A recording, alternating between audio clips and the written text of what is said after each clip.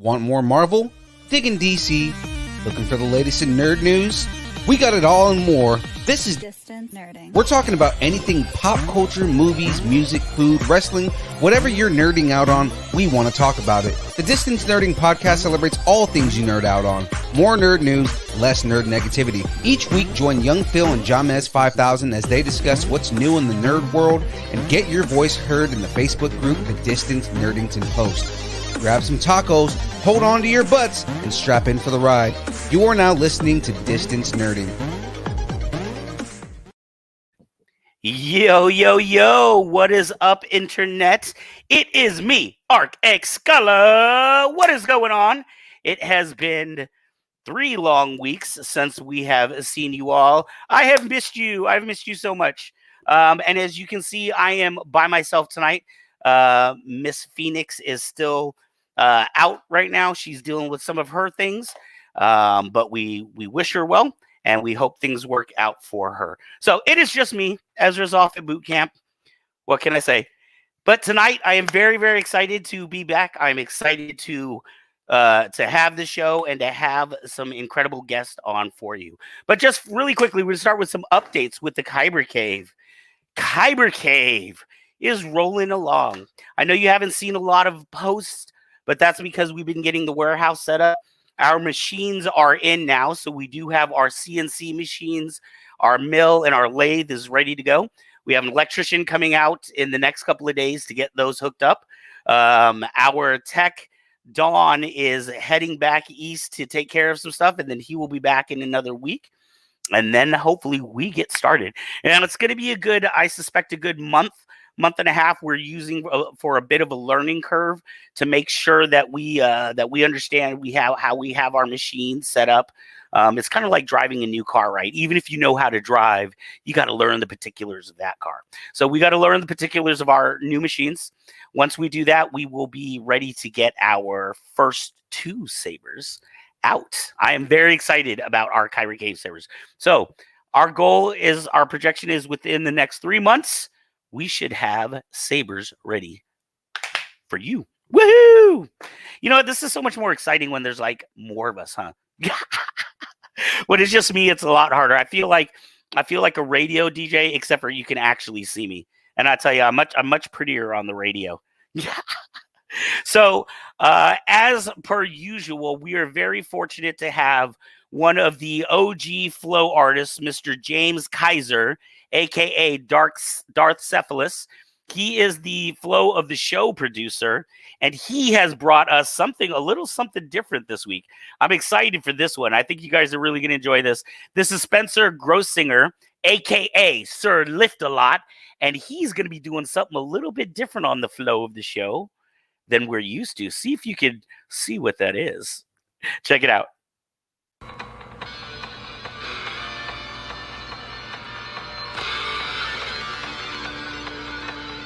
And you're rushing headlong, you got a new goal.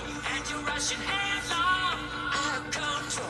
And you think you're so strong, but there ain't no stopping, and there's nothing you can do about it. Nothing you can do, no, there's nothing you can do about it. No, there's nothing you can do about it. And you're rushing headlong, you got a new goal. And you're rushing headlong, out of control. And you think you're so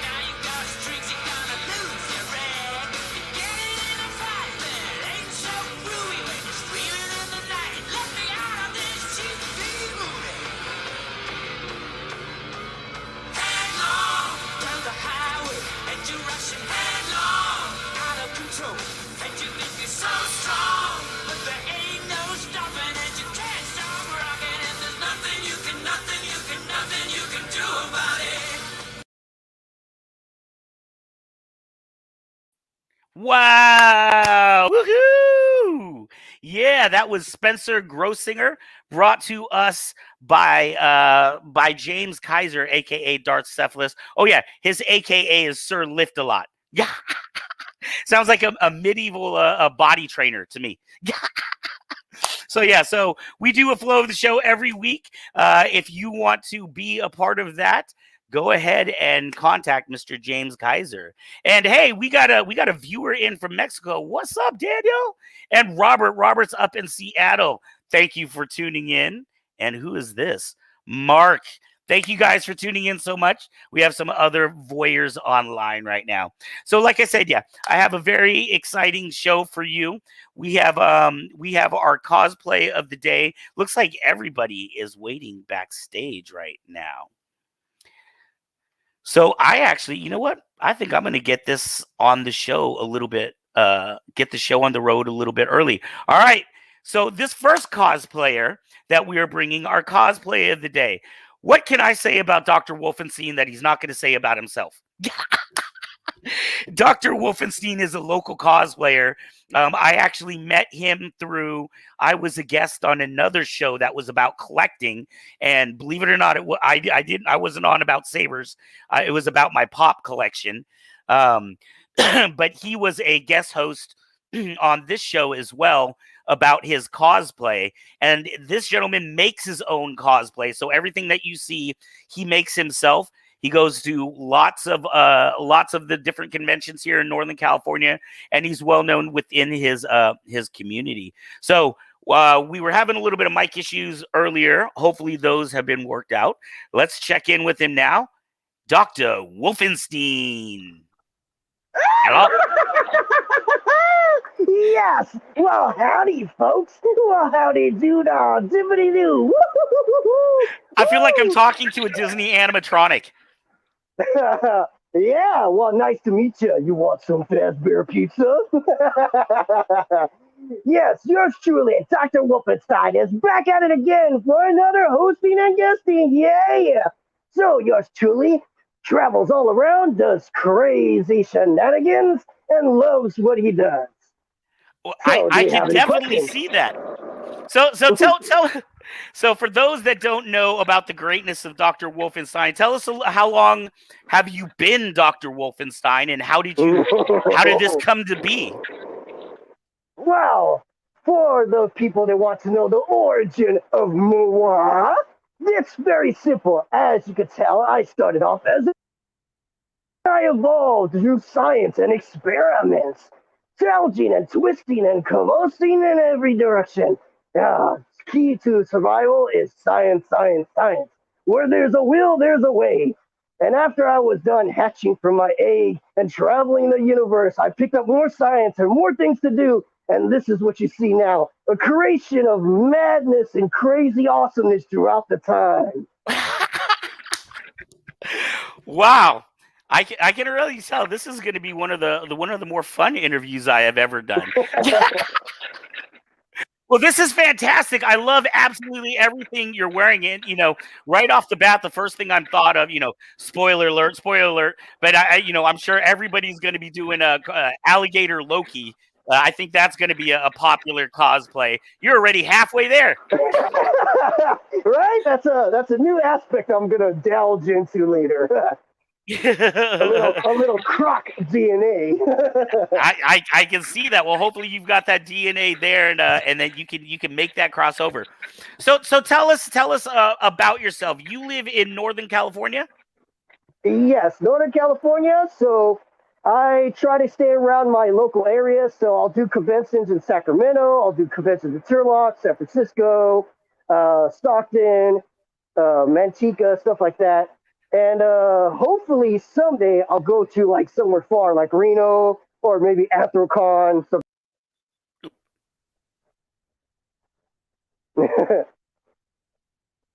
Sorry about that. I'm directing myself tonight by myself tonight, so all kinds of craziness may occur. Right? It is confusion.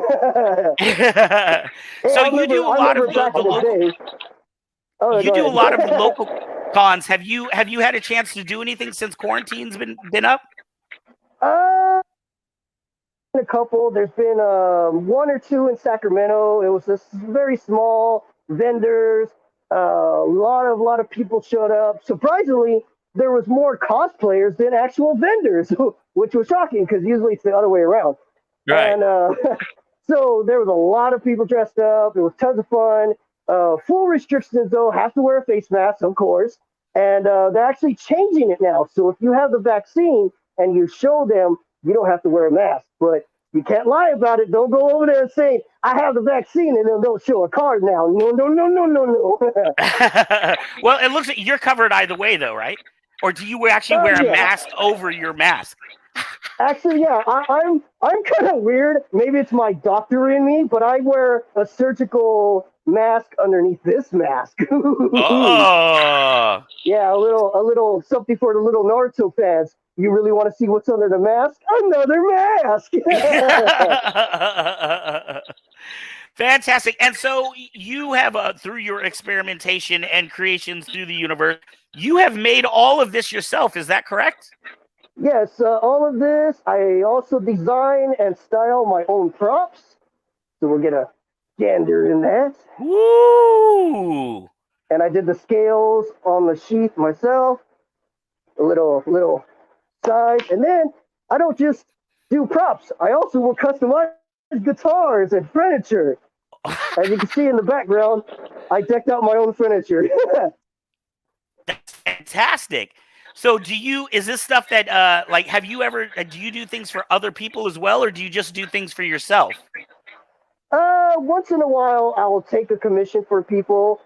So it's very rare, but when I get in the mood and I have extra of every materials I need, espers, spiritual cleansing products, salt and sanitize and alcohol, because I don't want to give cooties to somebody.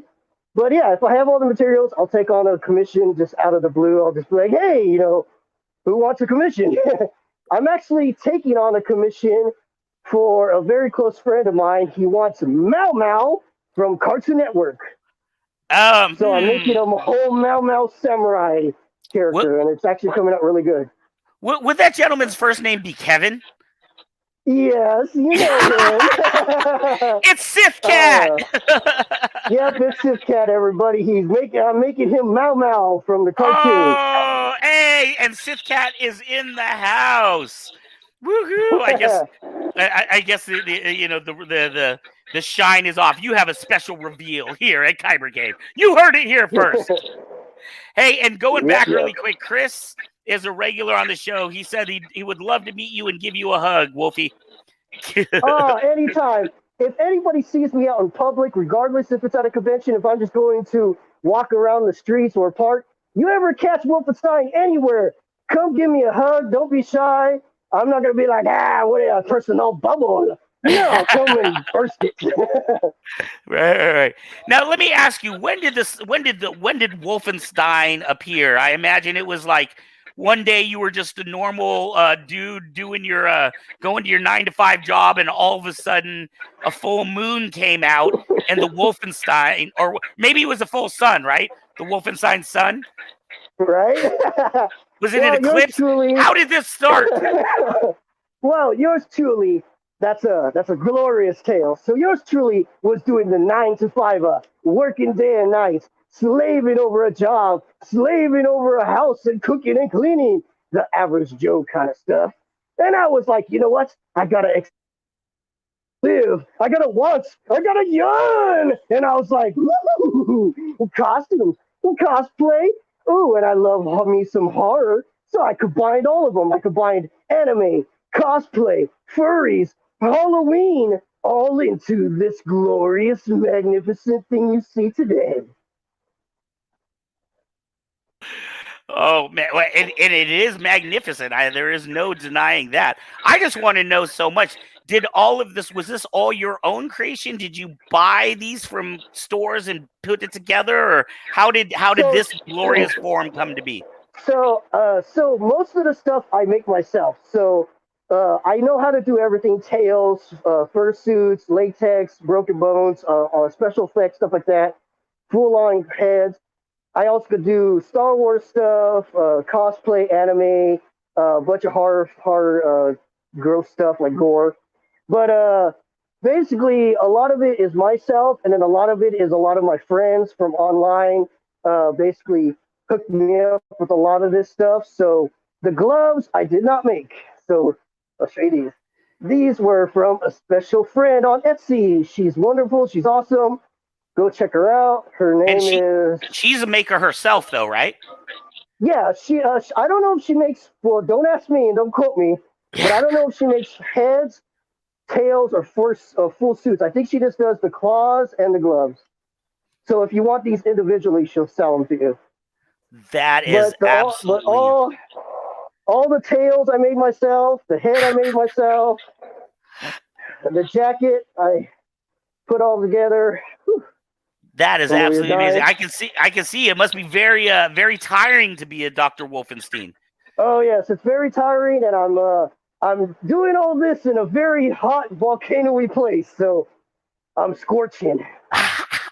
Well, now that's a good question. Summertime is coming up. Do you have like I know, okay, so I interview a lot of Star Wars cosplayers, and some of the Darth Vaders will have like fans in their helmets. Do you have any way to cool yourself? Sadly, this fursuit head has no fans. It has great mouth opening and great eyes. It has 3 eyes, but that's all the ventilation I have. I can technically later on put fans in here. I could put also fans in my suit. I could put fans connected to the jacket inside. I could do all that, but I am a lazy dragon. I'm like one of those fat, chubby little dragons that sits in the cave and hoards gold. Yeah. Well, you know, if you're wearing that costume all summer, you won't be chubby by the end of summer. That is definitely, you'll be sweating your little dragon self off. All right, I'm gonna spread my wings and flappity flap, and I'm like, that's one way to lose dragon weight. Yeah. Gotta shed off those extra flames. So, Dr. Wolfenstein, I know you're kind of known in the cosplay community, especially up here. A lot of people know you for your costume. Is this your primary costume, or do you have other things that you wear as well? Yes. This is my primary costume. Dr. Wolfenstein is my main persona, my own creation, my own character. Nothing taken from anywhere else. No origin. It's all me. But I do love to go to tons of different outfits. So I'll do Star Wars. I'll do Nightmare Before Christmas. I'll do Disney. Let's see. I'll do anime. A bunch of horror movies. Let's see. I could give you guys all a sneak peek on what's going to come up for my TikTok because I'm on TikTok. Catch me there. Oh, yeah. On TikTok. Another exclusive. TikTok, right? So on TikTok, it's almost complete yet. I'm doing it by hand, stitching and sewing everything. But I am going to reveal I am going to be Alucard from Helsing, full costume, eyes, teeth, fangs, gloves, claws, giant wolf that has a bunch of eyeballs sticking out the shoulder. Wow. So I'm going to do Alucard from Helsing, and then one of my favorite game characters, because I'm also a gamer, I am doing Dante from Devil May Cry, full get up. Ooh. And those are going to be my 2 new TikTok characters that will be performing. Wow. So so let's talk about your TikTok a little bit. What do you do on your TikTok page? What do people like to tune in to see? Pretty much just shenanigans. I'll basically do audio.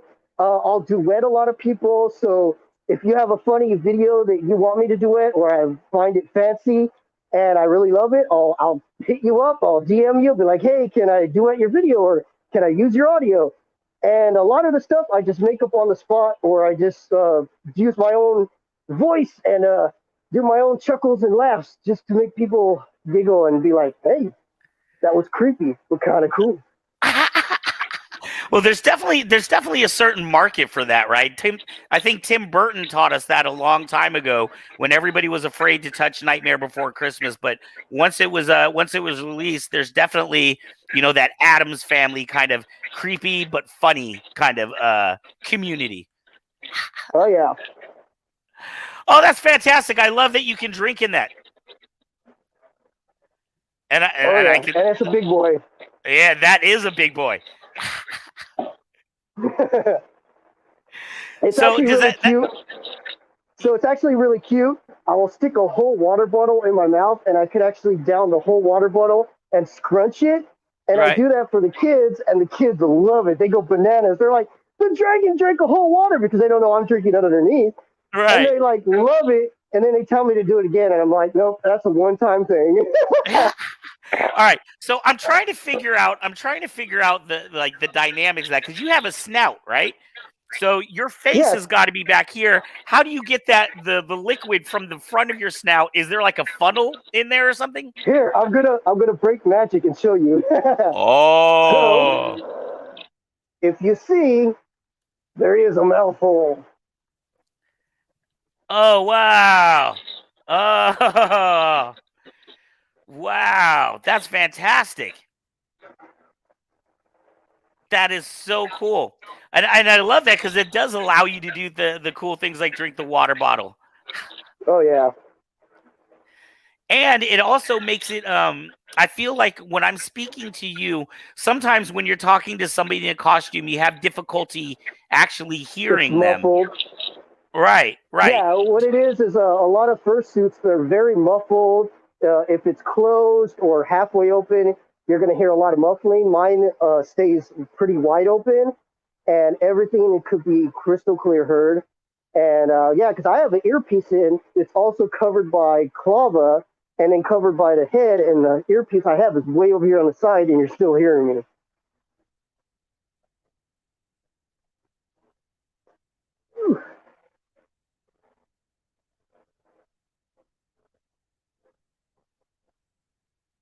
Sorry about that. I thought I forgot I had to add myself Yeah. back in. So you said you had really good visibility with that, correct? Oh yeah, so these are fully big open, and then I also have a third eye right here that lets air into the top. Oh my God, that's amazing. Now, is this I would imagine this wasn't the first costume you made, right? Like you didn't just know to put like an air hole and stuff. I would imagine this is like things you learned through experience by making other ones. Oh, that's the crazy thing. This is actually the first fursuit head I've ever made. I've Wow. actually, it looks like it's new, but if you look at it close up, it is kind of like dingy and falling apart. I'm going to have to upgrade it eventually, which I am doing. There is going to be Right. a new Wolfenstein, but I've actually had this for almost 9 years. That same piece has lasted for 9 years. Yeah, this whole head has lasted 9 years. That is absolutely amazing. Do you have to do like do you do upkeep on it between Oh shows? Do you yeah, like I constantly do touch-ups. I wipe it inside and outside with alcohol. Let it air dry between 3 fans. I wash it with a rug bristle doctor that costs $100, which I think it's somewhere in here.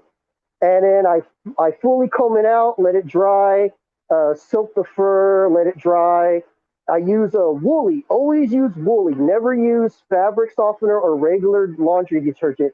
Use woolly detergent because it's the best to not mess up the fur. Because what a lot of people don't know is this isn't like this isn't actually fur. This is actually plastic. So all this fur, if you like stick this in a micro a dryer, it will actually harden and melt. That's why you're not supposed to dry or put any type of fur into a dryer because it's fake fur. It's not right? real, so it's gonna melt. Right. Now, like I said, we are lucky enough that we know Sith Cat. Sith Cat comes to the battles that we did at Kyber Cave. Is the community? I know, like I see through his page, there was like a furry group bowling night that he was going to in like Elk Yes. Grove. Is the furry community like? I feel like cons and conventions in general have grown, especially over the last 10 years, to where it's a lot more mainstream than it used to be. Do you feel like the furry community in general is growing as well? Yes, it makes me very happy that the furry community is getting a lot less slack because I know a lot of viewers look at this and they're like, "Oh, ew, furry." You know, a lot of people are like, "Oh, it's a furry," and we get a lot of downplay. But in all honesty, we're not all bad. You know, in any fandom and anything, there is going to be a dark side to everything. So you gotta just you gotta be smart. You gotta know your surroundings. Be careful. Always go in a group. But yeah, furries are pretty getting off of the bad line of like of like outings and conventions. So you'll see us a lot more like at random conventions, Star Wars, anime, Game Expo. Pretty much furries will show up at any other convention because it's another excuse for us to dress in this. Right. And So I feel like, when you see like cosplay, right? Like now I will be honest with you. I'm pretty new to cosplay. I didn't even really know about cosplay before about 3 years ago. Um but it seems to me with all of the new people that are making their own costumes out of foam and so much work they're putting into it, it's almost like they're catching up to what the furries have already been doing for a long time. yeah, somewhat. Yeah, I'll agree to that a little bit. Yeah, like because there's been what I call it. There's been pioneers to everything. So there is pioneers to every fandom. But yeah, I feel like a lot of the furriness has been there. It's just kind of like broken off to a new level, and then people are kind of transitioning to where we're at with the whole costume making. They're all like, oh, because I've actually ran into a lot of anime cosplayers and a lot of Star Wars cosplayers that actually have taken a lot of advice from fursuit makers on like detaching stuff, putting stuff together, Right. electronics, because a lot of these have LEDs and a lot of these have uh, voice changers, speakers into the suits, and so a lot of Star Wars are like, oh, I want that in my suit. Right. So Yeah, and again, like I said, I'm new to cosplay, so furry specifically, I'm very new to. But I was talking to the technician at Kyber Cave, and he was saying that if you were to commission to get a furry suit done, you could easily pay $1,000 to $2,000, and I didn't realize how like intricate these suits were.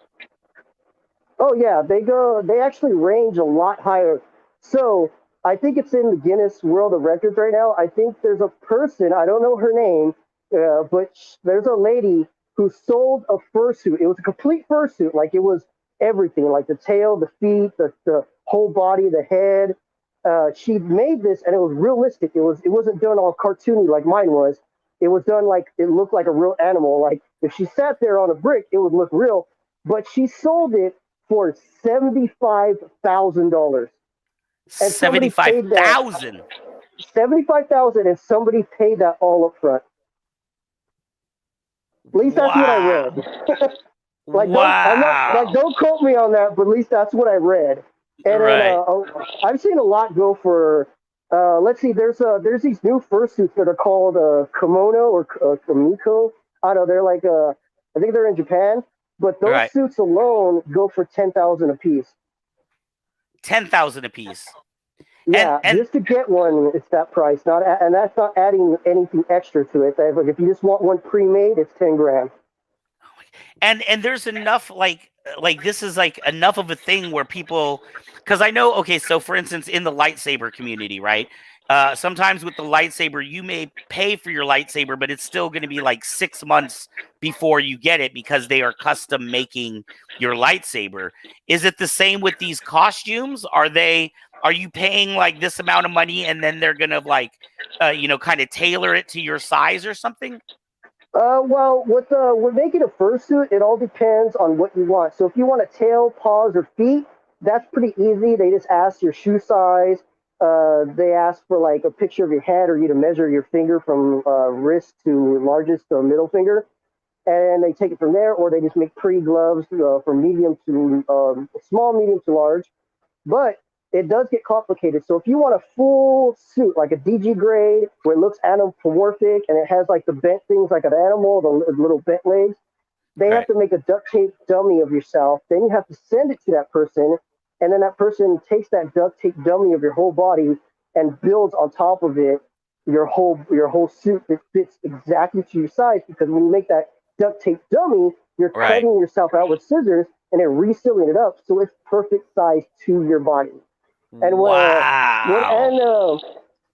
heads are the same way. So heads, they make you take a measurement this way and a long way, and what's kind of stuff like that. But usually, it could take anywhere from it could take anywhere from 6 months to 3 to 4 years, depending on how much you want on a fursuit. If you're wanting paws, tails, and feet, those could probably be pumped out in a month, 2 months, 4 or 5 months. A head is around probably 7 to 8 months or longer for a head. A full body takes a year or longer, and the prices will vary depending on how much you want on, depending on how many, like how detailed it is, and stuff like that. And they have everybody has set prices, so everybody has like a set starting price, and then whatever you add, depending on how difficult it is, that's when charges get put on. Right. That is absolutely amazing. So if I went to you and I wanted to commission you to make me, say, like a head like your head with, obviously my own design, but that amount of work, how long would that take? And what For would you me, expect to charge for something like that? my prices usually start at 800. So if you want a head for me, it's going to be 800. And usually I'm pretty fair in that price. So if you give me 800 or you do payments of 800, I'll add whatever weird horns or color designs you want into it free. Usually, like people charge extra for more than 3 or 4 colors, or depending on the design, they'll add to that. Right. So usually I'll do 800, depending on if it gets more difficult, like if there's just like crazy stuff, like if you want a robotic mouth that moves with a button and crushes a can, if you want it to all be LEDs and you look like a Christmas tree and 4th of July put into one, that's going to cost you extra. And I can usually pump out a head if I'm if I'm not lazy and I work on the head like solid. I'm talking about like from 6 in the morning to 12 at night for a whole month. I could probably get it done maybe in that month or shorter, depending on how detailed it is, because I'm not the greatest, but I work with what I got. But usually I give myself a time frame, so I usually give the person about 6 months to a year for me to do their head. Wow. But the amount of So detail and the fact that you know how to do the electronics and all of that in there, that's absolutely amazing. A lot of those skills, I mean, like I said, I see it as exactly the same as any of the other cosplayers with their intricate. Here's the thing too. If you have something pre-made that you bought from like Walmart or Target, and it's like a really awfully designed costume or head, I could Right. actually refurbish that and make that look nice. So, do you remember when Walmart used to sell Walmart got into the furry phase, and they're selling those really awful The big cat heads. heads and dog heads? Okay, Yeah. so I'll show you this. I put it aside right here to show you. I took one of those heads and I Right. turned it and made it so cool. Let's see. I'll get it real quick. So I remember these were like $40 or something. Oh yeah. Oh my God, that is cool. Oh wow.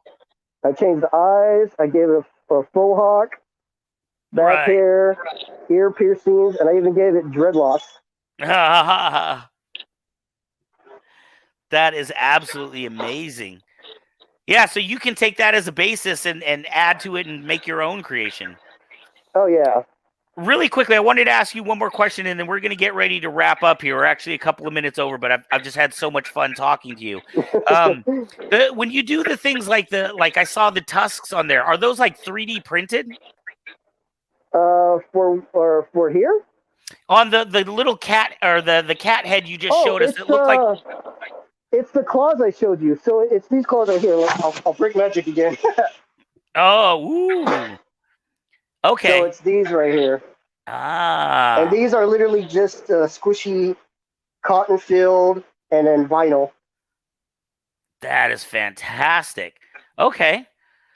So I just basically took a light blue one, took it and stuck it in its mouth, and then sewed it in.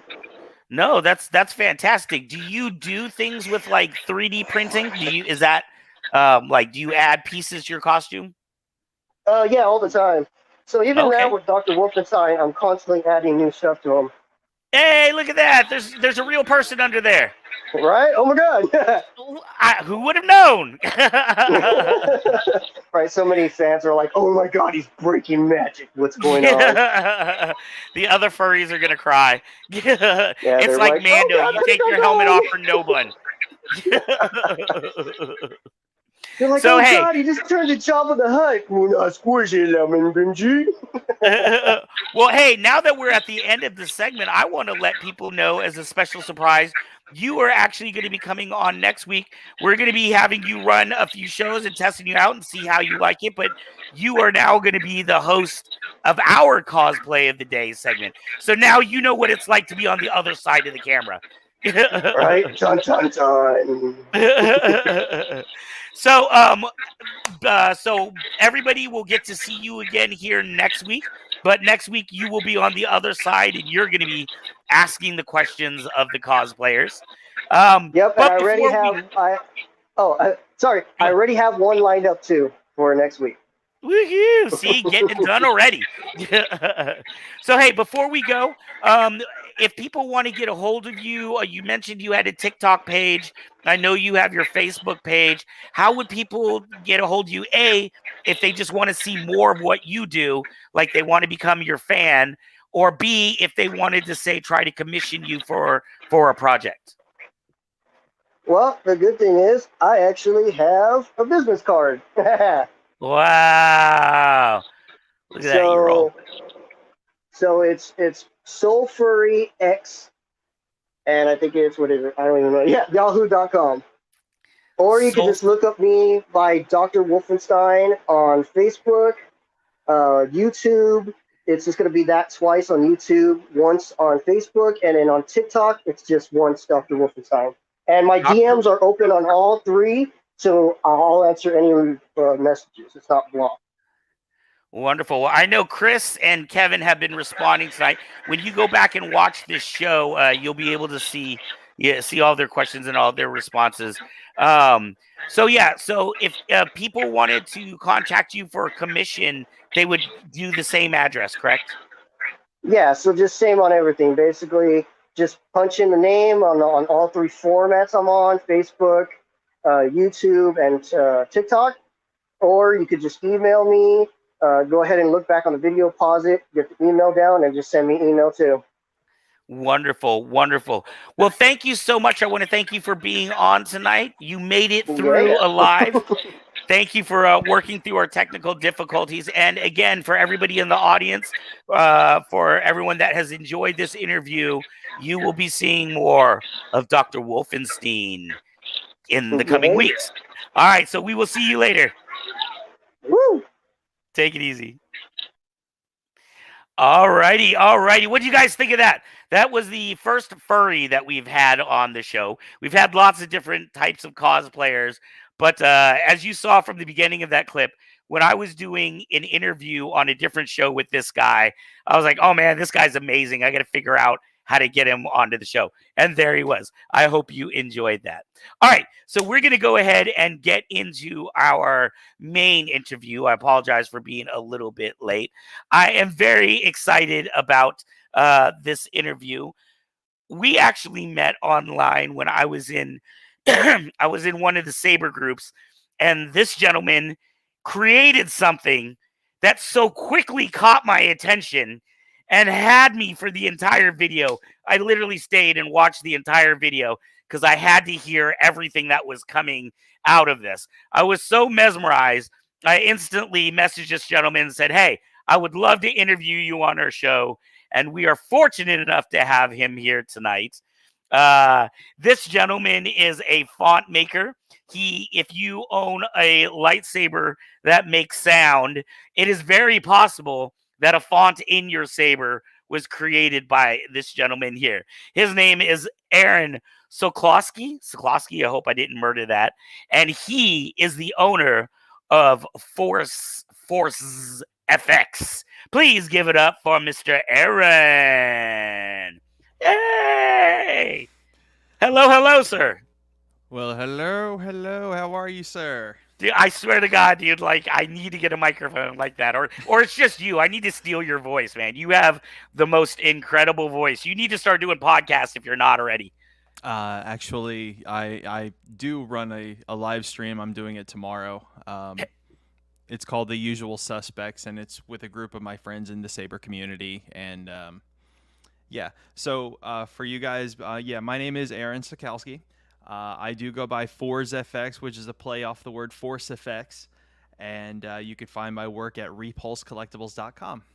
Ark, it is Yes. so nice to meet you. Thank you so much for having me. It is a major honor to be here. So I do apologize. I don't have as much energy as Dr. Wolfenstein, but this is going to be fun nonetheless. So I'm very You're not excited. going to put on a furry suit for us and go into the whole like another persona. I took the last 3 weeks to pre-prep my furry persona here, and my daughter hates me for it, but it's what it is because you got to go with what you like. That's right. That's right. So I didn't get to reveal, and I'm hoping, I know that you've got some fun treats and some things to show us later on in the show. The font that I was talking about, I never even told people what it was. You made the most incredible Scott Pilgrim sound font for the lightsaber, and as soon as I heard it, I was like keyed in, and it was so funny. One of our friends of the Kyber Cave, a local here, his name is Matt Ribeiro. Apparently, like I was like, Matt, oh my god, I knew he was a Scott Pilgrim fan, and I was like, did you hear this fan? He's like, I've already bought it from him. I was gonna say I know that name. Right. He's popped in a couple times and made some comments. So definitely my thanks to Matt Yeah, and thanks to yeah. Baby Well, Yoda. apparently, I wasn't as cool as Matt. Matt already knew, but as soon as I saw your video, I was excited about that. Oh, So that's you so definitely cool, you man. have a fan base, you have a following. Um, yeah. Okay, we'll call it that. Now, how is No. it? I know with a lot of like, okay, so we interview a lot of saber makers, right? We've talked to different people that make sabers and do electronics. We've never talked to anybody that's actually made sound fonts before. You get to be kind of a little bit behind the scenes, right? So you make these incredible sound fonts. First off, let me ask you: have you ever been in public and you heard a sound font on a saber, and you're like, "That's mine"? I haven't. I live in a place where not many nerds dwell, unfortunately. Right. Well, I'm sure the day is coming, especially if you're getting out to these cons. Yes. We're thank goodness we're able to reopen our conventions around the nation, and a few friends of mine and I are looking to be at MegaCon Orlando. Okay. So we're hoping to touch base with some folks there. Do you think you're gonna have like a table there or Oh no, no. That's not my thing. oh, I like to take my son and just go and enjoy everything that it has to offer. As a matter of fact, there's some folks there that I just love. I go to see them and make sure that I purchase their work and support them 100%. that's super cool. Super cool. So how long has it been that you have been, under force effects? How long have you been creating fonts out there for public use, aside from maybe things that you just wanted to have on your own saber? Okay. Well, I started as Fonts by Fours back in Sorry. 2016 on saberfont.com. Hmm. And then I rebranded as Fours FX and moved over to repulsecollectibles.com. I want to say in late 18, Wow. maybe 19. I'm not sure, but it was just it was a big brand change, and it was more new fonts, a bold new move, a fresh perspective. Right. The gentleman who runs repulsecollectibles.com is actually a fellow font maker who has been in the game for 10 years. And he was somebody that I look up to, not just as a friend, but as a very skilled artist. He's an amazing, amazing artist. And he goes by the name of Link, also on the same website, and he runs the website. So I was very honored when he reached out to me and said, "Hey, I like your stuff." We became fast friends, and eventually he said, I want you to be on the platform. Would you like to be on the platform? And I gave it some consideration. I said, yes, I would love to be on the platform. And since that time, it has been a very successful run. We have additional font makers, Cosmic Ape and Dante Saber Designs on the platform as well. The four of us, we're just a firestorm on that platform. It's great. Very super talented, humble artists. Very proud of what it is we do and what we bring to the community.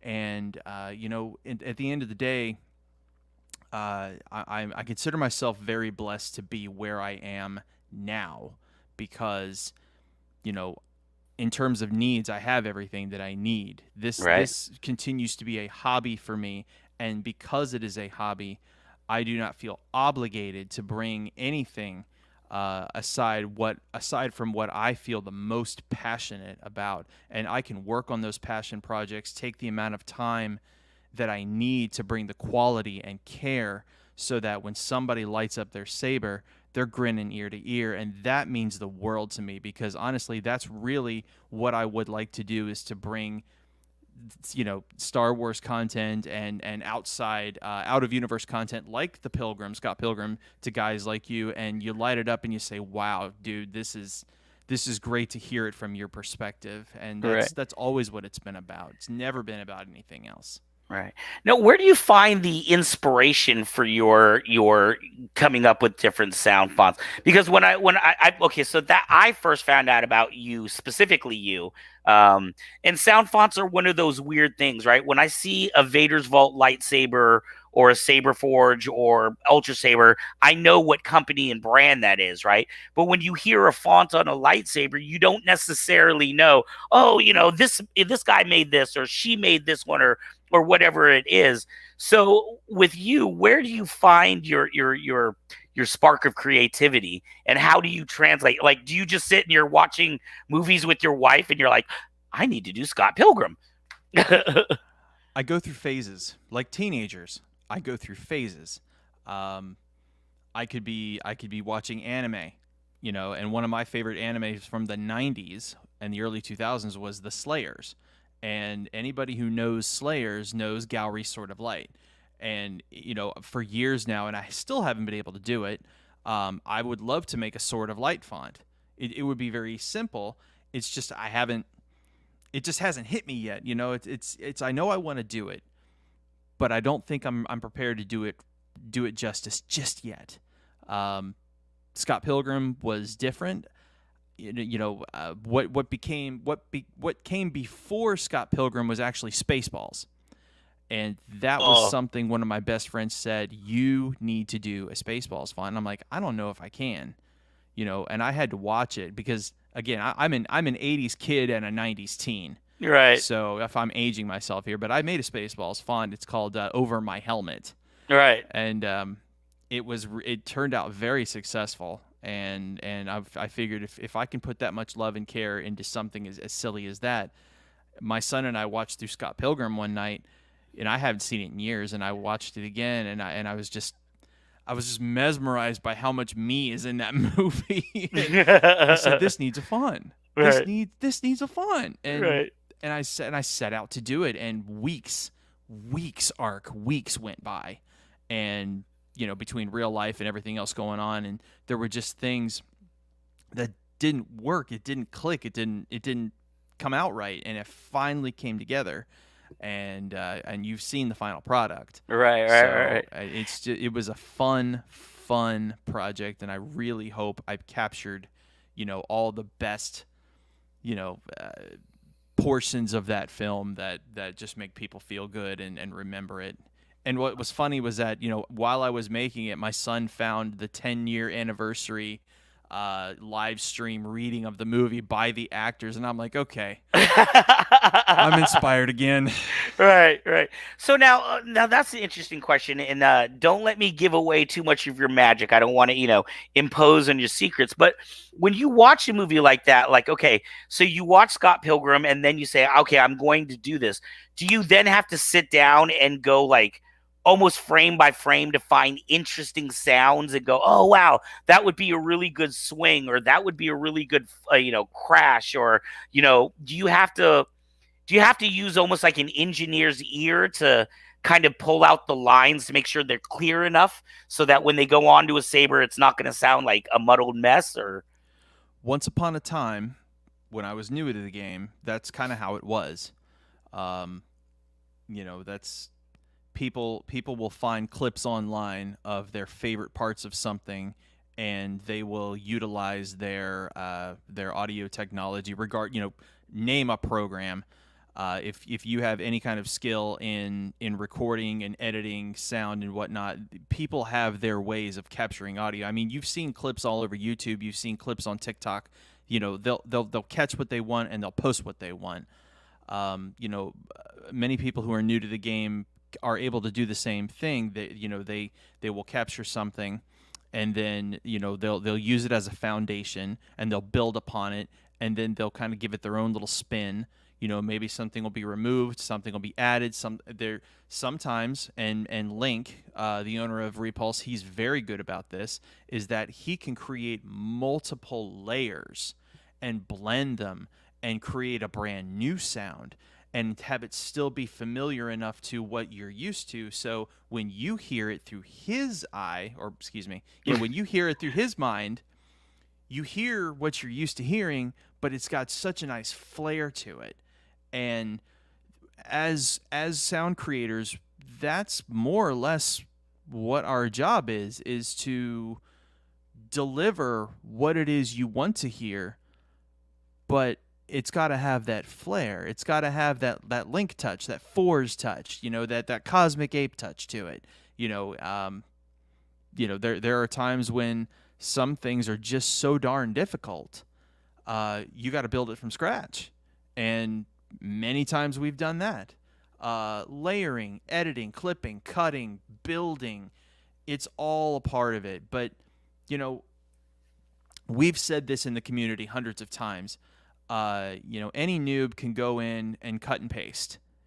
People are like, especially new folks who get into sabers maybe one time, and they're like, oh man, this blade looks so cool, this hilt looks so neat, this font sounds so cool. I want an Obi saber with my blade to come out within 2 seconds, and I want the movie sounds perfectly accurate, no different from the movie, accurate. You hear that word thrown a lot, accurate, and that's what we want. And when they get what they want, it'll collect dust on their shelf for 6 months and then get sold. So, yeah. Now, that's a very interesting question because, for example, obviously, a lot of people love Obi-Wan Kenobi, right? We'll just take Obi as Sure. as an example, or Darth Vader, any of the biggies. But do you find it difficult? Do you have somebody come to you and like, I want a different take on Obi-Wan, or I want the, Obi-Wan, but during Attack of the Clones, during these 4 scenes, I want that feeling in my lightsaber? Like, first off, do you find it difficult when somebody says to you they want something, but there's already been multiple versions of that, character? Do you find that difficult? And do you find it difficult sometimes when people are very specific and have a feeling that they want to go with their saber? That's the beauty of there being more than one font maker out there. Chances are, here in 2021, these requests have already been fulfilled. There have been font makers who have come and gone since, I want to say 2009. Some of the first. The Saber community is as old as 2005. Don't quote me on that, but the concept of creating sound for Saber boards and whatnot, this has been going on for a good 12-ish years. Link's been doing it for 10. I've been doing it for 6, 7 if you count what I do for myself. And in that time, yes, these requests absolutely have been made and fulfilled. I myself have created, I have a font for Obi Clone Wars, and it's called Negotiator. So, and there are other font makers out there who have made an episode 3 Obi. There's some who have made an episode 4 Obi. So it's all out there. Right. You just got to go find it.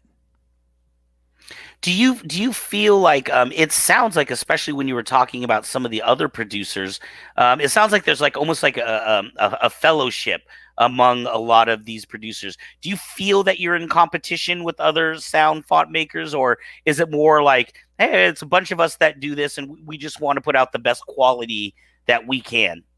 The latter of what you just said is always in play. Everybody wants to bring their A game. They always want to do their best. As far as competition is concerned, once upon a time, in certain scenarios, I could have told you yes, but now, looking back, reflecting, and simply, looking at my own life. All right, let's go at it this way. Let me say this and be very clear when I say it. This is my hobby. These are my passion projects. I am blessed with everything I could ever ask for. My wife, my children, my home. I do not need to make fonts to support my life. This is a fun thing for me. Therefore, there is no reason for me to ever need to compete with anybody for anything, because there is no purpose. Right. If I sell one font a month and bring one smile to somebody's face, then I've succeeded. Actually, I'll do you one better. If I make one font and I can smile and be happy with my own work, I've succeeded. That's fantastic. That is excellent. When you're creating these fonts, do you well, first off, let me back up a little bit. Do you have experience or through, say, sound or music engineering? Because when I listen to what you do, for instance, before I did this, I used to be a stage poet. I did a lot of shows with MCs and rappers and things like that. Mm-hmm. So I've sat in a lot of recording studios and watched producers, chopping up music and taking things like that. I imagine that's very similar to what you do. Is you're taking different audio and rearranging it, and sometimes creating or simulating other sounds yourself. The word I would use is transformative. There is existing sounds that you can transform. There are new sounds you can create from scratch. There are new sounds you can create utilizing transformative methods. One sound and a completely different sound can make a brand new sound, and then when you add the different sort of effects, your filters and whatnot, you would be amazed at what you can come up with. Sound editing is a lot of fun, definitely. Your previous question, do I have experience? I did graduate with a bachelor's degree in media arts. I did some sound editing in college back in 2001. But at the time of 9/11, that's when a lot of bad things went down, and I really didn't. I had to get out. I had to get out in the real world and kind of do my thing and then have a family. And then it wasn't until I discovered the Saber hobby that I got back into what I was doing in college. And I said, wow, I can apply all of this. And I did. And, it's like, just picked it right back up. Wow. Except it was for sabers. So that it felt really good to have a leg up when I got into this, because the first thing I wanted to do was something for myself. What was the first sound font that you made? Oh, my gosh. Are you allowed to say? For somebody else or for myself? Well, both. Okay. I bought an Ultra Saber back in 2014, late 2014. First one I ever bought. And it was cool. It was neat. I'd never seen anything like it. Never. My buddy and I, best friends, we were looking at Walden Books, and they were selling the Force FX lightsabers at the time. The little, you could only get the Anakin, the Obi, and the Maul. Right. And they had the little string blades. Right, and the permanently attached blade. We convert a Yes. lot of those. Absolutely. And when you got dueling with them, you were out $110. So, that's what there was. So when I found Ultra Sabers, I was just blown away. I've never seen anything like it. And I got my first one in the mail, and I lit it up, and it sounded the way I thought it would sound, and it was cool. And then I got bored. So I went to the website and I scoured the internet to see if there's any way to not just change the sounds, can I make them? And there were a couple of pretty obscure tutorials, but I was already very familiar with the method. I'm like, wait a minute, I did this in college like 13 years ago. What? This isn't new. And I just built one for myself, and gosh, I think I made like a half Obi Annie sound font for myself using like Obi power-ons and that prequel hum you hear on every single saber. Right. And when I was done, I was happy. I was like, okay, this is what a lightsaber sounds like. Right. So do you find it, or did you feel limited at all with just being lightsabers, or does that, I mean, as an artist, you feel very comfortable in that sandbox? Because obviously with your sound engineering backgrounds and having editing experience, you could do, you could do movies, you could do videos, you could do lots of different things, but you chose to go with lightsabers. Was that just because you could do it and you just happened to stumble into this market, or was it something that fascinated you specifically about the saber? Yes. All of the above. Pretty much. Okay. So what was the first one? That was the first one you did for yourself, right? Yes. What was the first one you did for a client? It was a young gentleman who reached out to me. I was brand new. I had not done anything for anybody. And he wanted a Super Mario sound for his saber for his fiancée to present on their wedding day. Oh. I think I did it for $15. And he got exactly what he asked for. I mean, I asked him, I said, can I get creative with this? Can I combine sound? Nope. I don't want you to combine anything. Right. I want this here, that there, that there, that there, and that there. And I did it, and we demoed it. And he said, perfect. Wow. That's got to be a great feeling. It was at the time. Looking back, I'm like, wow, really?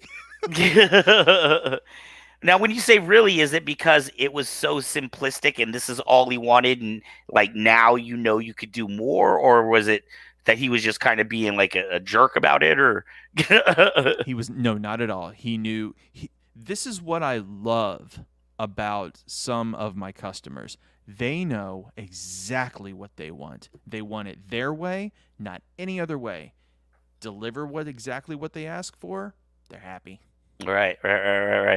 Do you find that difficult? Is that subjective at all? I mean, because the weird thing about sound, right, is we are attached to sound on an emotional level, right? We are. Yes. So if I watch a movie, maybe, there's a scene in Attack of the Clones that just really, John Williams' score just really speaks to me. Mm-hmm. Do you find it hard if I say to you, oh, I want, Revenge of the Sith, and I want the intensity of the Annie Obi fight? Is it difficult for you to get into somebody else's emotions, or are you able just to kind of tap into that? Every now and again, you're going to find something if you listen hard for it. Example, Dooku. Let's say Count Dooku, for example. If you listen very, very hard, and watch, I'm going to ruin some magic for y'all. Count Dooku's saber is just like Vader's in sound. Same hum, same swings, same everything. A little bit of that newer prequel mix to it, though. One thing you'll notice about Dooku, however, is that when he ignites the saber, the hum, it flares. So it's like a Right. that's what makes it. It's so tiny. It's so minute. But if you know it, you got it. Wow. And it seems to me almost like, wow, I never really thought about that. Because there's mini sabers, right? Like, I could close my eyes and you could hit it and I could tell you, okay, that's Obi-Wan, that's Vader. You know what I mean? Like, obviously, they have their distinctive sounds, Sure. but it never occurred to me that two of them could be almost exactly similar, but it's just got a tiny little difference of inflection, and your ear is still able to decipher that's Dooku versus that's Vader. Mm-hmm. That's absolutely amazing. I mean, you watch the movie 10,000 times, and like the rest of us, and you pick these little things out. You notice it. Right. Is there a font that well, I'm gonna break this into two parts. What has been the font that has haunted you the most? The one that you were like, okay, either it was a commission or something that's been on your heart to do, and you're like, I'm gonna nail this, but this is not working out for me. I can't get it to quite, and then you finally nailed it. What's been the hardest one to do, and which one has been the most joyful? The one that you just were laughing the whole time you were doing it, or enjoyed the process?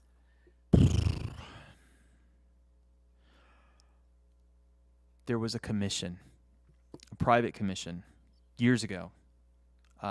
This gentleman from the Philippines, he hit me up. He wanted something based upon the Darksiders video game series. Darksiders 1 and Darksiders 2. I'm not going to tell you that he was difficult, because working with this gentleman was a joy.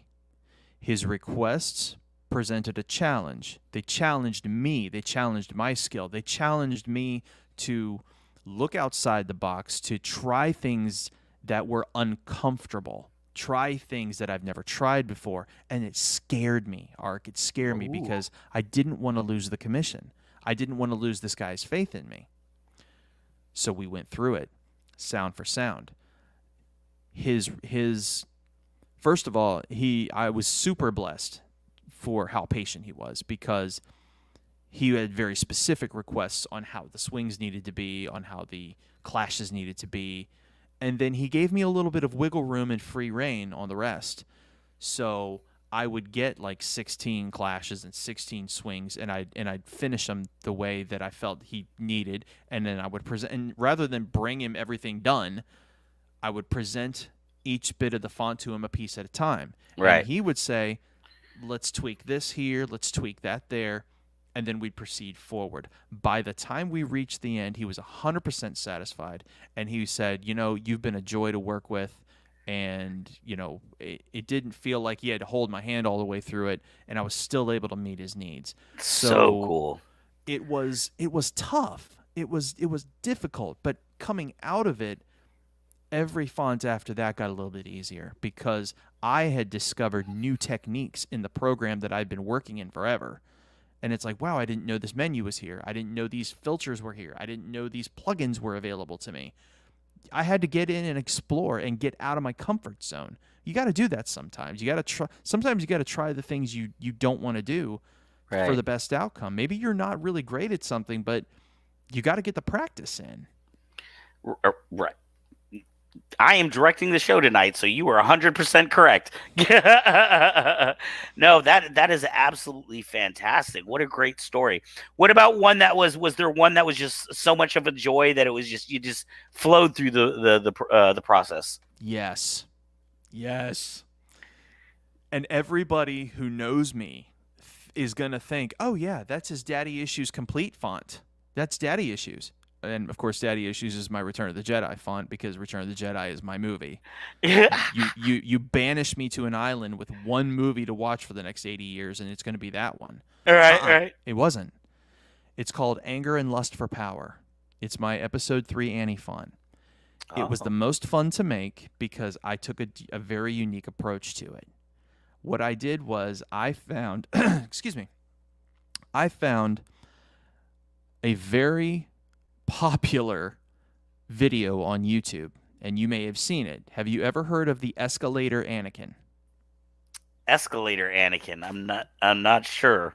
Have you ever seen the little 5-second clip of the cosplayer of Obi-Wan saying, "It's over, Anakin. I have the high ground." Yeah. And at the bottom of the escalator is a Anakin cosplayer, and he nails this.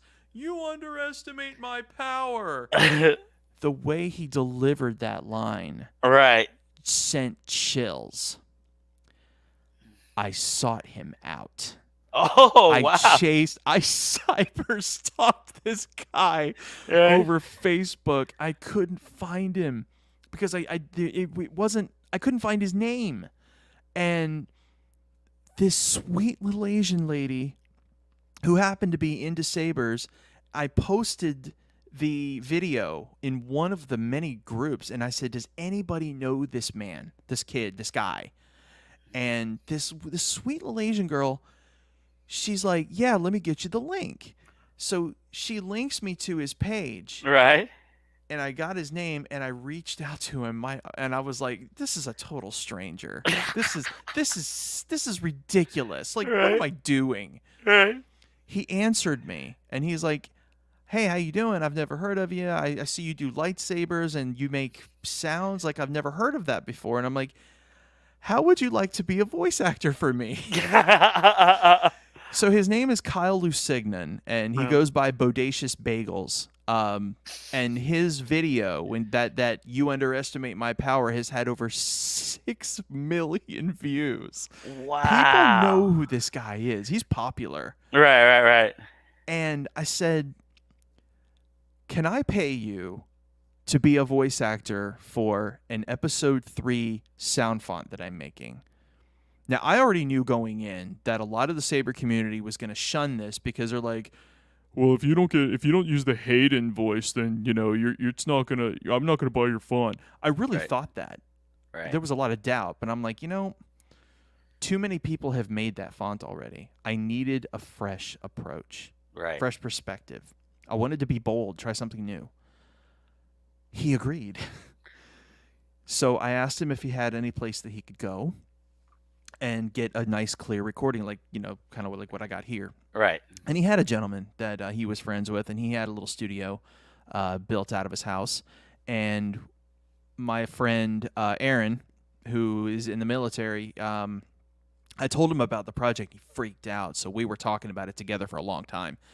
And we sat down over a Facebook chat, and we came up with lines from the movie, and not just from the movie, from other Star Wars sources that Anakin never said but just sounded cool coming out of him. And then we had lines from the movie that we had him say in different attitude. So, like when he's in the ship and he's like, "This is where the fun begins." Instead, we had Kyle do it in an evil way and he'd say, "This is where the fun begins." And Wow. he acted that out. And we did all the takes in one night. I still have the video. It's great. We did it all in one night, and then I assembled the font. The actual font itself is very accurate to episode 3. I'm going to use that word accurate. It's very accurate to episode 3. I will put my episode 3 font up against anyone out there, and I'm still very proud of it. I was very satisfied. I still am today. It worked very well. Kyle knocked it out of the park. If you would like, I can sample it for you right now. Yeah, in fact, I was just gonna say we're gonna be coming up to the end of the interview here in a minute, but of course we cannot leave without hearing some of your amazing work. And I apologize, I didn't announce earlier for all the people that are watching right now. We're gonna leave the juicy meat of it till the end. This is the exciting part. But before we go in there, I do know Wolfenstein had made a comment that you should do a Rick and Morty sound font. He's not the first one to say that. I'm sure a lot of people out there are looking for it. All right, so I'm excited about this. Show us what you got, my friend. All right. Your thoughts betray you. So this is my Vader font. It's called the Classic Villain. You have learned much, young one. Here it is. You ready? Yes. Sound bank selection. Give yourself to the dark. Anger and your lust for power. If you're not with me, you're my enemy. Only a Sith deals in absolutes. He sounds just That like was him? That was him. Oh, wow. Yeah. That's crazy. The Anakin is him. This is ridiculous. I love this. This is where the fun begins. Ready when you are.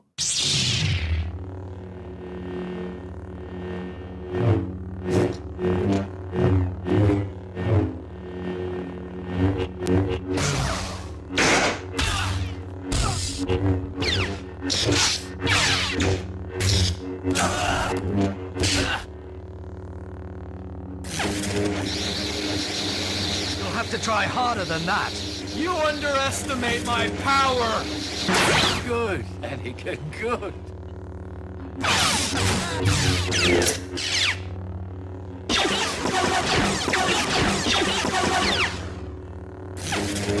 Jedi turn against me. Come to your senses! Anakin, please! This is the end for you, my master.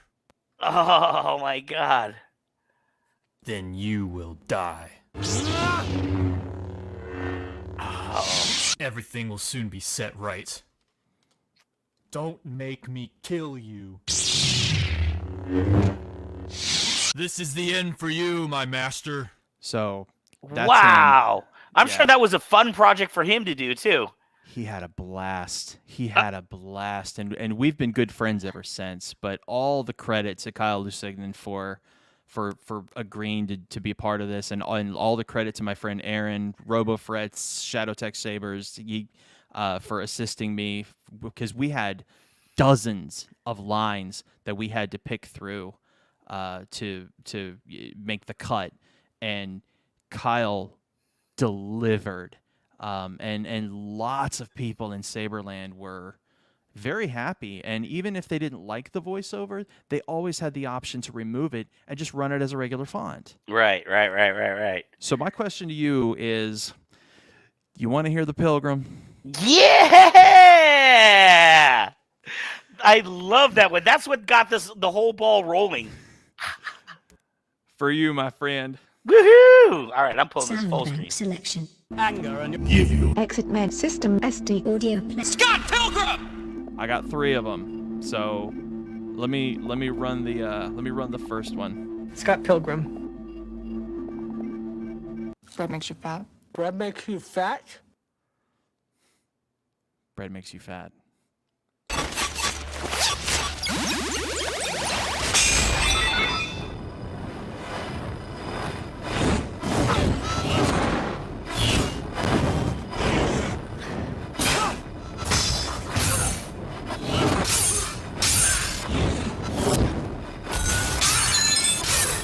Oh, I love that.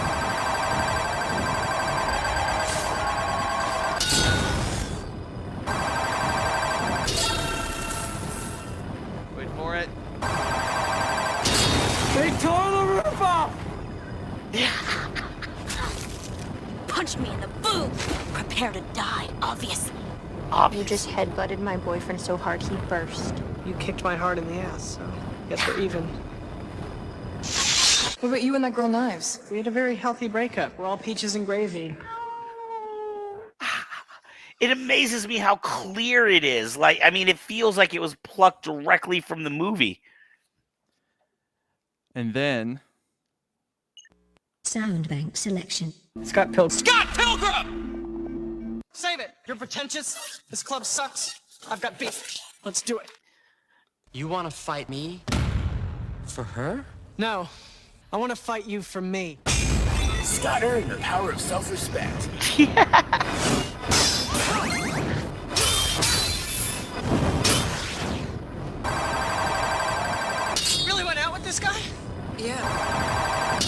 club sucks, by the way. Should we please stop all this fighting? Oh man, that is so much fun. I just can't. I can envision when I had my shop manager. He had a space ball. I'm not sure if it was yours, but he did have a Spaceball font on his saber, and just to watch other people's reactions when they heard, these saber fonts that you wouldn't expect to hear on a saber is just absolutely amazing. I can envision a crowd of people standing around. Scott Pilgrim! Scott Pilgrim. Darth Train. Moff Gideon. This is General Kenobi. Hello there. Ron Coda was Welcome. Yeah. You're to refer to me? Long. You went over my helmet? Because I have to. I'm sorry. Lone Star! Oh, wait a minute. Before I do this, you said this is family friendly, right? Yes. Oh. It's Yeah. There's no F-bombs on there. You can be okay. All right. Oh. I was gonna say it's PG-13. That's fine. All right. I knew it. I'm surrounded by assholes.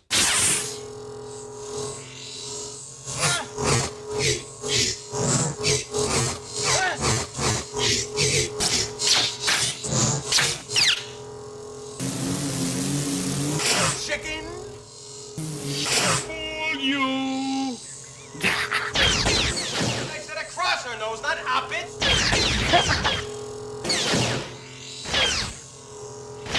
Sanders, what's going on? Do something! Did you see anything? No, sir. I didn't see you playing with your dolls again. Good! Oh my gosh, that's amazing. I need to go buy 12 sound fonts tonight. I know Wolfenstein, we might need to get a custom one with your voices on there, huh? That would be a lot of fun. That would be a lot of fun. There are some projects I have upcoming that is not just going to be Star Wars related. There's a gentleman who actually custom makes blades, and he is into a particular 80s series that I'm going to be attacking very soon. It's going to be a lot of fun. Is it a secret? I mean, I doubt he's watching, but it may start with thunder and end with cats. So. Oh, and then I know Ultimate Saber makes a version of that saber that oh my god, I could see people going crazy for that.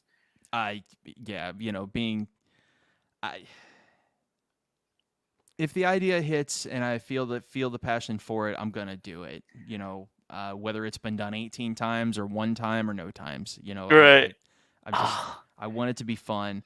I love the reaction that you've had from this stuff, and I'm honored. I'm so blessed and thankful that you've had me on tonight. Thank you so much. Oh no, me this little bit of time. I thank you. This has been an incredible time with you, and I know at least you picked up at least one new fan here. So yeah. So on that note, how can people find you if I wanted to buy the Scott Pilgrim sound font or the Spaceballs for myself? Where would I go to get that? And then is there a place that you like? I don't know if it's separate where you like have your own demo page or if it's how that exactly works, or if there's somebody maybe I don't know if you take commissions. I did once upon a time, but right now my passion list is a little long. Stacked. And there's some things that I've been meaning to get done for a long time, and now I finally have the opportunity, so I'm going to be working on that stuff. If you're looking to purchase fonts from me, you should go to repulsecollectibles.com and then click in Smooth Swing Fonts, and then click Fourzze FX. Link, Cosmic Ape, and Dante Saber Designs, respectively, also have a very wonderful variety of fonts as well. Super talented guys. I recommend supporting all of them as well. Inside each page, you're going to find a link to my YouTube channel, which is The Fourzze Effect, and I've got demos with this saber directly hooked up. You'll get a very fresh, clean sound of all my work, or you could just go to my channel and see it there. I am also on TikTok and Instagram under Fourzze FX Saber Sounds, both on TikTok and Insta. You can follow me there. The TikTok videos, half of my library is uploaded to TikTok at this point. The other half is coming very soon. And then once the finalization of the purchase of my house is complete, I will be resetting up my area and putting even fresher, better 4K demos out. Woohoo! Yes, and we talked about that before the stream. For everybody in the live stream, Mr. Aaron got to become a homeowner officially today, right? Yes. Woohoo! And the beauty is he's already in the home, so he doesn't have to move anything. Exactly, which is great. I'm so blessed. I can't even tell you. Congratulations, my friend. Thank you so much for entertaining us with your sound fonts. I know that there's, unfortunately with what you do, a lot of times, you don't get to see even the joy that you bring to other people, I guess, except for when you're working with them one-to-one. But do know that what you do, like I said, the first time I saw your video, I was just sitting here in my kitchen having a good old time, rehashing the movie in my head. I felt like I was watching the movie again. Your output, the quality is so beautiful and crystal clear that it's just like watching the movie itself. So I want to thank you for everything you do. Keep it up, and I can't wait to see the new things you have. Oh. And before we go, if you would like the opportunity, I know you're very, very busy. I would love to feature you as a guest on the Usual Suspects live stream. I do them every other weekend. Heck because, yeah. My 8 to 5 has a weekend rotation. So next weekend I'll have to work, but this weekend and then 2 weeks from today, I'm constantly bringing new people on, but I also have a group of guys who we're just the best of friends. We are the definition of family. And, very cool. I would love to bring you on if you have a free night, and we hang out, talk nerd stuff, fonts, Saber, Star Wars, anything, gaming, anything you want. Wow. We do more than just Star Wars. I mean, we talk anime. We do a few of us. We do impersonations and voiceover, things like that. I'll do like a few Master Roshi voices for them, and it's we can do this stuff all day long. It's all kinds of fun. Yeah. So it's a blast. It is a lot of fun, and voice acting is a passion of mine. So that was actually what I wanted to do when I was a little kid. I wanted to be a voice actor. Yeah, I've been wanting to do it for 40 years, and here I am. I'm still not doing it. Right. Well, yes, I would love to. I'd love to be on that. I'll check out your shows, and we'll talk about it offline. Thank you so much. You're very welcome. Thank you so much. This has been an honor, and I appreciate the invite and just the time you've allowed me to spend with you tonight. So thank you. Well, thank you, Aaron. Once again, this is Aaron. Is it Sokalski? Sokalski. I apologize. Aaron Sokalski. You could just call him Fourzze FX. Make sure to check out all of his fonts. Like I said, if you are in any of the Saber groups, I know he does posting. That's how I found out about him. Go buy his fonts. They are fantastic. Support all your font makers, guys. Support everybody in the community who provides a service. The love and care that we take, we want you to enjoy it. And, we just rock this thing together as a community, because you can't have community without unity. Ooh, I like that. Getting all philosophical at the end. All right, Aaron. Hey, I want to thank you so much. You have a beautiful evening. Thank you for taking the time out there on the East Coast to stay up late with us and chat with everybody. Yes, sir. Thank you very much. I'm going to go ahead and go. You have a wonderful night, and thanks again. Take it easy. Peace. Bye-bye. All right, y'all. I am sorry we ran a little bit late, but that was a fantastic show. I want to thank everybody that we have had on tonight. First off, our flow for the show, Mr. Sir Lift a Lot, Spencer Grossinger. Thank you, Spencer, for submitting your Chuck video, and thank you, James Kaiser, for being the producer of that segment. I want to thank Mr. Aaron of Fourzze Effects Saber Fonts for being on the show tonight. And of course, Wolfenstien Sun, who will be the co-host of the Cosplay of the Day segment. So you will get to see him and more of him next week. Thank you all for tuning in. You all have a beautiful night. Peace.